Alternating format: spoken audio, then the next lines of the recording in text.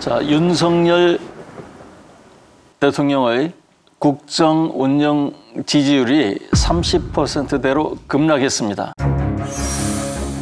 한국갤럽 여론조사에서 윤석열 대통령에 대한 지지율은 지난주보다 5%포인트 하락한 32%, 부정평가는 4%포인트 상승한 53%였습니다.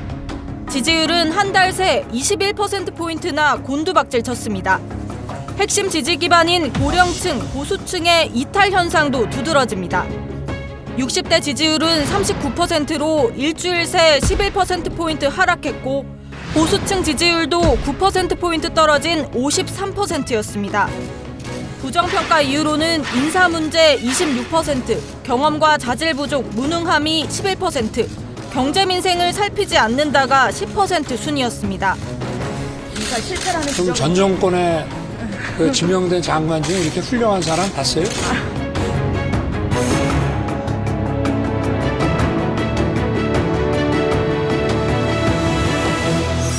어떤 장면이 가장 지지율을 크게 떨어뜨렸다고 생각하시죠? 뭐 아무래도 윤석열 대통령의 태도죠. 인사에 대한 여러 가지 난맥이라든가 특히 윤석열 대통령과 가까운 뭐 선후배, 지인 이 중에서 그 선정을 하고 그분들을 강요나 청와대 요직에 이렇게 앉히고 그로 인한 난맥상에 대해서 윤석열 대통령은 국민들이 비판이 쏟아지는데도 불구하고 능력 있는 사람 잘 뽑아서 하는데 뭐가 문제냐라는 식이고 오히려 국민의 그 여론에 굉장히 좀 역행하는 그런 자세를 보인 것이 국민들로부터 윤석열 대통령이 지난 과거의 정부들보다 나은 게 뭐냐 아마추어라는 건 알겠는데 태도까지 불량하다 이런 생각이 드는 겁니다. 아, 그렇군요. 제가 보기에는 이 감성 정치에 굉장히 이 초짜라는 거 이게 문제가 될 것 같아요. 윤석열 대통령의 경우에는 이 검사라는 걸 아직 벗어나지 못한 것 같아요. 검사는 수사로 말하는 거죠. 근데 정치인은 사실은 달콤한 말이라든가 또는 말로 말하는 겁니다. 그래서 그런 점에서 매우 서툴러서 이렇게까지 되지 않을 텐데도 굉장히 무뚝뚝하고 그다음에 국민들의 마음, 특히 저는 열렬하게 지지했던 사람들에게 이런 말을 하는 거죠. 그 전번 그 정부보다는 헐났지 않느냐고. 그러니까 그런 점에 대해서 헤아림, 이게 부족한 게 결정적이었다 이렇게 봅니다. 여러 가지가 있거든요. 사실 뭐 인사는 항상 어느 정권 때도 다 문제가 되지 않았습니까? 지난 정권에서도 계속 인사청문회에서 문제가 됐고 그러다 보니까 패싱을 해버리다가 나중에 안 되니까 사실상 의원 내각제로 운영하지 않았습니까? 그 의원들 데려다가 장관시키고. 근데 그 국민들은 그건 알아요. 근데 그걸 지탄하는 게 아니라 그 태도거든요. 아까 말씀하신 대로. 라고 했으면은 그냥 국민의 참 찾아봤는데 국민의 눈높이에 맞는 분을 찾기 힘듭니다. 그럼에도 불구하고 이분이 여러 가지 흠집이 있지만 또 장점도 많습니다. 한번 지켜봐 주시죠라든지 이런 게 정답이잖아요. 라고 하는데 전 정권에 훌륭한 장관이 있었습니까? 그러니까 약간 시비조죠. 그다음에 이제 지지율 떨어지면 뭐 지지율에 신경 쓰지 않습니다.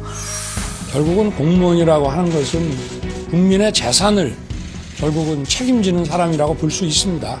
그런 점에서는 빈틈없이 사람을 발탁했다고 저는 자부하고 전 정부에 비교할 바는 아니라고 생각합니다. 그럼 전 정권에 그 지명된 장관 중에 이렇게 훌륭한 사람 봤어요? 또 다른 질문. 그리고 도덕성 면에서도 전 정부에서 밀어붙인 인사들을 보면은 비교가 전 될 수 없다고 봅니다. 저는 뭐 선거 때도 선거운동을 하면서도 지지율은 별로 유념치 않았습니다. 별로 의미가 없는 것이고 오로지 국민만 생각하고 열심히 해야 된다는 그 마음만 가지고 있습니다. 왜냐하면 국민의 여론, 민심이 반영되는 게 그 여론조사인데 그거 신경 쓰지 않겠다라고 한다면 내 맘대로 가겠다라는 얘기잖아요.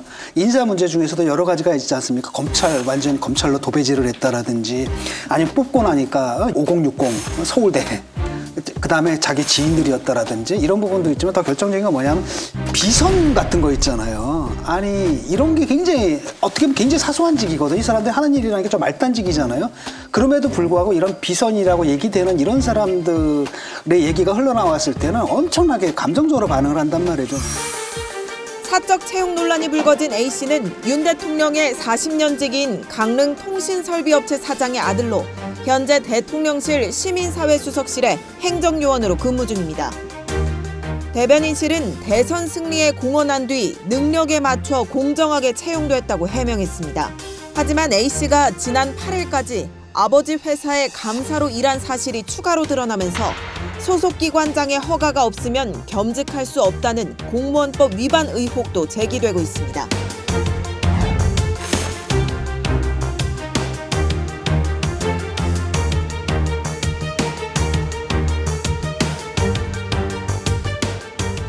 이번에 그 지지율이 저는 그래도 40은 유지하지 않을까 생각했는데 30 아래로 떨어졌다는 것은 분명히 국민의 감정선을 건드렸다라는 생각이 들고 바로 그게 핵심이다.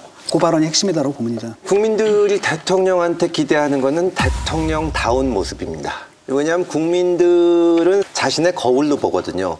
윤석열 대통령이 예전에 검찰총장 시절에는 검찰총장은 다른 사람이 임명한 거니까 잘 못하면 못한다고 국민들이 비판할 수가 있는데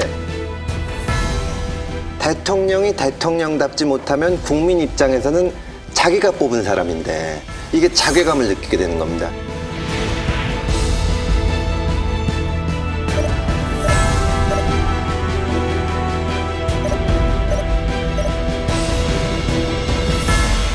그런데 최근의 언행을 보면 이제 영부인 문제 얘기가 나왔을 때 내가 대통령 처음 해봐서 글쎄 뭐 엊그제 봉하마을도 비공개 일정인데 보도가 된 거로 알고 있고 모르겠습니다. 저 어떻게 대통령 처음 해보는 거기 때문에 공식 비공식 뭐 이런 거 어떻게 나눠야 될지 또 대통령의 부인으로서 안 할 수 없는 일도 있고 이걸 뭐 어떤 식으로 정리해서 해야 될지 저도 뭐 이제 시작한 지 얼마 안 돼서 한번 국민 여론도 들어가면서 뭐 차차 이 부분은 생각해 보겠습니다.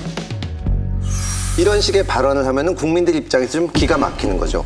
그 다음에 이제 초반부터 강조한 게 뭐냐면 대통령이 나는 지역 안배, 무슨 안배 이런 거 없이 전문성과 능력에만 따라서 하겠다. 라고 하고 있어요. 지금 그러면 그 윤석열 정부 내각이나 주요 포스트에 간 사람들이 정말로 에이스냐?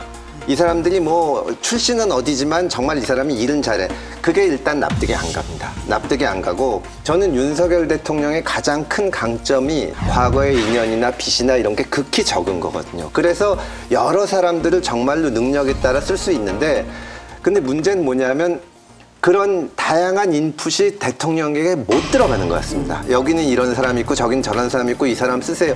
제가 보기에는 지금 주변에서 윤 대통령한테 인사에 관해서건 뭐에 대해서건 인풋이 별로 없어요. 그러니까 지금 대통령이 자기 아는 것만 가지고 하는데 윤 대통령이 굉장히 뛰어난 분이시지만 정치 경험이 많은 것도 아니고 솔직히 외교, 경제 이거 어떻게 알겠습니까?